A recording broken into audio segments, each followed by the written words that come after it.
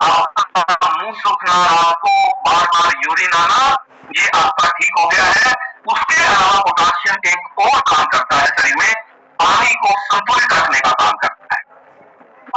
बहुत सारे लोग जितना पानी पीते हैं तुरंत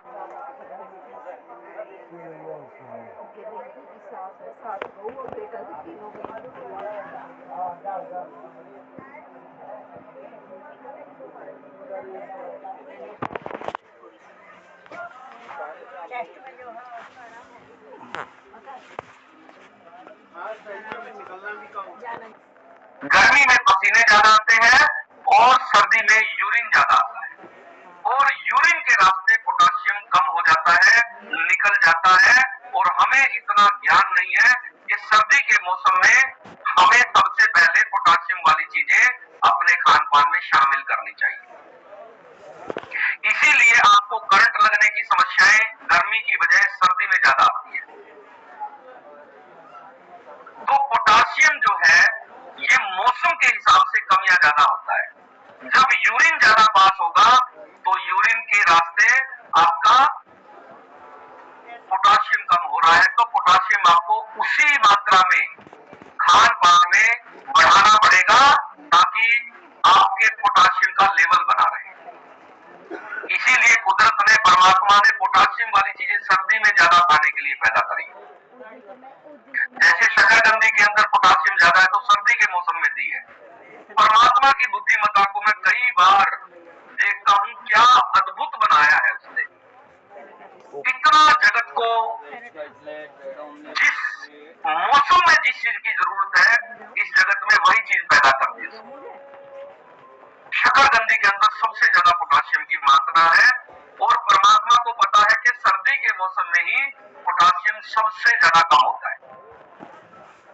इसीलिए आप देखते हो बीपी के रोगी सर्दियों में सबसे ज्यादा मिलेंगे, हार्ट डिजीज के रोगी, हार्ट अटैक सर्दियों के मौसम में सबसे ज्यादा आता है, नस ब्लॉक सर्दी के मौसम में ज्यादा होती है, ब्रेन हैमरेज सर्दी के मौसम में ज्यादा होता है, और हार्ट फेल से लेकर कई तरह की लकवा से रिलेटेड बीमारियां, नसों से रिलेटेड बीमारियां सर्दी के मौसम में ज्यादा मिलेगी आपको। कारण है पोटाशियम की मात्रा जब भी कम होगी ब्लॉकेज और ये समस्याएं आपको आ ही जाएगी। तो आपको ध्यान रखना है। इसके अलावा सांस लेने में अगर आपको सर्दी के मौसम में बहुत सारे लोगों को ऐसा लगता है जैसे दम घुट रहा है आपको, ये पोटाशियम की कमी के संकेत है। आपको तुरंत अपने खान पान में पोटाशियम की मात्रा को बढ़ाना है। बहुत लोगों के साथ ये समस्या है, सर्दी के मौसम में दम घुटने की समस्या आ जाती है। रात को जब सोएंगे तो उन्हें लगेगा जैसे दम घुट रहा है, और जल्दी से वो दरवाजा खोल के बाहर निकलेंगे या खिड़कियां खोल लेंगे या उठकर बैठ जाएंगे, और उन्हें पता ही नहीं है कि ये शरीर में पोटाशियम के गिरने का एक संकेत है, एक लक्षण है। आप सबसे पहले अपना पोटाशियम पूरा करो। इसके अलावा जिन लोगों को बार बार उल्टी या दस्त लगे रहते हैं उन लोगों में पोटाशियम की कमी होने के ज्यादा चांस है। बहुत लोगों के पेट में कोई प्रॉब्लम है, जैसे आईबीएस जैसे रोग है जिसमें बार बार 8 से 10 बार पेट साफ हो रहा है, तो पेट साफ जब बार बार होगा, लूज मोशन बार बार लगेंगे तो पोटाशियम का लेवल गिर जाता है।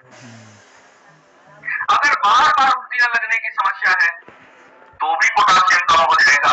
अगर यूरिन ज्यादा पास हो रहा है तो भी आपका पोटाशियम का लेवल कम हो जाएगा। अगर आपको पसीने सामान्य से ज्यादा आते हैं तो भी आपका पोटाशियम का लेवल गिर जाएगा।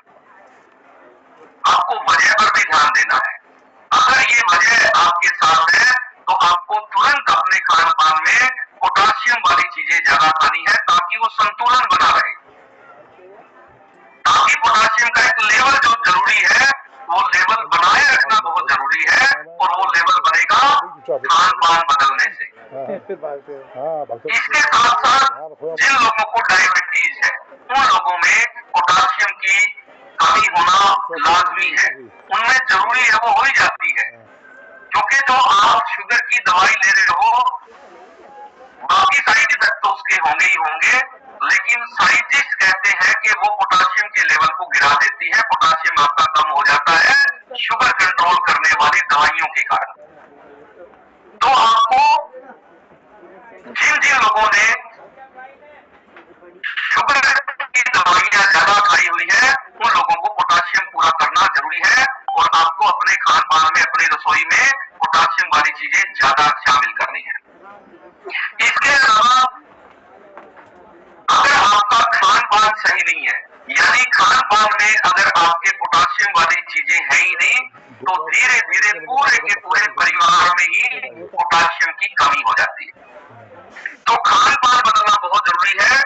उसके अलावा आपको कुछ ऐसी चीजें हैं जिनमें बदलाव करना है, वो मैं आपको बताऊंगा। उससे पहले हम कुछ परिणाम ले लेते हैं और हाइड्रेट सबको पिला दो 1 लीटर पानी में,